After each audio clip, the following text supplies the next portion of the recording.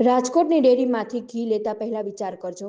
આરોગ્ય વિભાગે લીધેલ ઘીના નમૂના ફેલ થયા. વાણિયાવાડી અને કૃષ્ણનગર વિસ્તારની ડેરીમાંથી ઘીના નમૂના લીધા હતા. વાણિયાવાડી વિસ્તારમાં આવેલ સીતારામ વિજય પટેલ ડેરી ફાર્મમાં લીધેલ ઘીના નમૂના ફેલ થયા. કૃષ્ણનગર વિસ્તારમાં વોલ્ગા ઘી ડેપો નામની દુકાનમાંથી લીધેલ ઘીના નમૂના પણ ફેલ થયા. ઘીના નમૂના મોકલવામાં આવ્યા હતા પરીક્ષણ માટે. ઘીના નમૂનામાંથી મળી આવ્યું વેજીટેબલ ફેટ અને તેલ ઓઇલની હાજરી જોવા મળી. ઘીના નમૂના ફેલ થતા એજ્યુડિકેશન કાર્યવાહી કરાશે.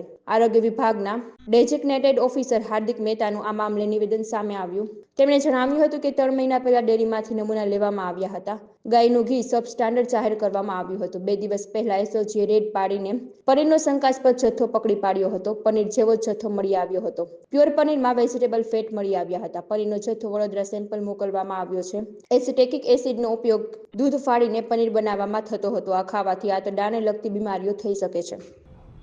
આજથી અંદાજે 3 મહિના પહેલા જે ડેરીમાંથી ગાયનું શુદ્ધ ઘીનું જે સેમ્પલ લેવામાં આવ્યું હતું તેનું ગઈકાલે જે રિઝલ્ટ આવ્યું છે તો જે છે તેની અંદર જે છે આપણને જે છે યલો કલર્ડ સોલ્યુબલ ડાયની હાજરી જોવા મળી છે. એટલે કે ગાયનું જે ઘી છે તમે પ્રાથમિક દ્રષ્ટિએ જુઓ તો એક પીળા કલરનું ઘી જેવું દેખાય. તો એ પીળા કલરનું ઘી દેખાવા માટે તેમના દ્વારા જે છે યલો કલર સોલ્યુબલ ડાય તેમાં ઉમેરવામાં આવી હતી અને ત્યારબાદ તે જે છે જે અનસેફ આવ્યું અને પ્લસ સબસ્ટાન્ડર્ડ પણ આવ્યું. એટલે કે તેની અંદર ફોરેન ફેટ, વેજીટેબલ ફેટ તેની પણ હાજરી જોવા મળી છે. એટલે આ જે છે નમૂનો અનસેફ પ્લસ સબસ્ટાન્ડર્ડ બંને જાહેર થયો છે, જે ખરેખર ગાયનું શુદ્ધ ઘી કહી જ ન શકાય તે રીતે. આ જે છે આવું ઘી જે છે ખાવાને કારણે જે છે આપણે હૃદય સંબંધિત ગંભીર બીમારીઓ જે છે પૂરેપૂરી શક્યતાઓ રહેલી છે. આ જે છે આપણે નમૂનો જે છે અનસેફ અને સબસ્ટાન્ડર્ડ આવ્યો છે તેનો જે છે આપણે એજ્યુડિકેટિંગ કેસ જે છે દાખલ કરીશું અને જે છે કોર્ટમાં તેમનો કેસ ચાલશે અને તેમના દ્વારા જે કંઈ પણ સજા અને દંડ જે છે તેમને કરવામાં આવશે. આપણે 2 થી 3 દિવસ પહેલા જે એક પનીરનો શંકાસ્પદ 800 કિલોનો જથ્થો જે એસઓજી ટીમ દ્વારા ઝડપવામાં આવ્યો છે તો જે છે તેની અંદર જે છે તે લોકો દ્વારા પનીર કોન્ટેક્સ્ટ એનાલોગ એટલે કે પનીર જેવી જ વસ્તુ, જેમ કે હું તમને એક ઉદાહરણ આપું તો એક જે છે મિલ્ક આઈસ્ક્રીમ કે જે આઈસ્ક્રીમ હોય તેની અંદર મિલ્ક ફેટ જ હોવું જોઈએ અને પ્યોર મિલ્ક હોવું જોઈએ. તેની અંદર તેના જેવું સેમ આવે છે ફ્રોઝન ડેઝર્ટ કે જેની અંદર જે છે તમે vegetable fat, vegetable oil use કરી શકો છો. તો ફ્રોઝન ડેઝર્ટ અને પ્યોર આઈસ્ક્રીમમાં આ ફર્ક છે. પ્યોર આઈસ્ક્રીમની અંદર વેજીટેબલ ફેટ કે વેજીટેબલ ઓઇલનો યુઝ કરવાની સખ્ત મનાઈ છે, જ્યારે ફ્રોઝન ડેઝર્ટ છે તો તેની અંદર જે છે તમે વેજીટેબલ ફેટ કે ઓઇલનો યુઝ કરી શકો છો.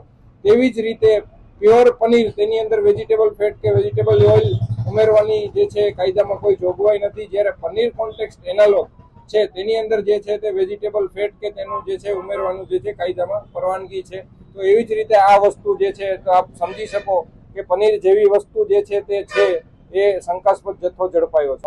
જે છે આપણા દ્વારા જે છે પનીરનો જે કોન્ટેક્સ્ટ એનાલોગ છે તેનું આપણા દ્વારા સેમ્પલ લેવામાં આવ્યું છે અને બરોડા લેબ ખાતે મોકલી આપવામાં આવ્યું છે.